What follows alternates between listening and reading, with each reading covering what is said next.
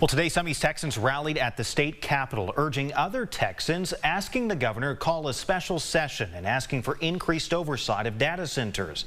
KLTV7's April Peardot reports tonight from Austin.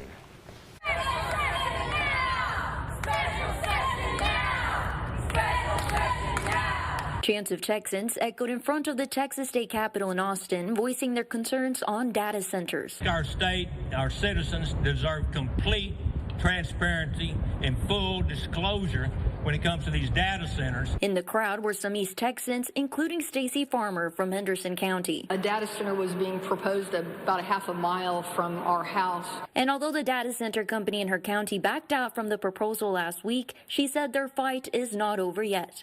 These data centers are coming in unleashed with exponential growth. A 2013 law allowed the state to waive sales taxes for qualified data centers, allowing them to buy electricity, servers, cooling systems, generators, and other items sales tax-free. But the cost of that state incentive ballooned $14.6 million in 2014 to projected $3.3 billion in just 2 or 3 years from now. Inside the Capitol, the Senate Finance Committee gathered to discuss this during a public hearing. We're seeing a proliferation of data centers in rural Texas. Texas has 335 data centers. A lawmaker questioned whether vetting is strict enough before approving millions in tax breaks. What happens inside the operation of the comptroller's office?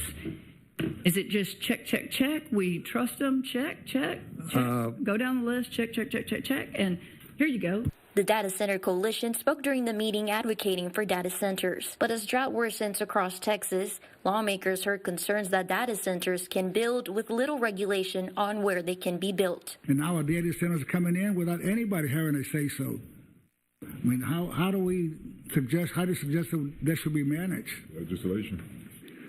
Well, that is something for you and your colleagues in the legislature to deliberate this next session. Leading rural Texas advocate Roger Browning came with a loaded stack of signed petitions. But these signatures right here are voters, 8,000 of them. April Peardot, KLTV 7 News. Now the next legislative session will begin in January.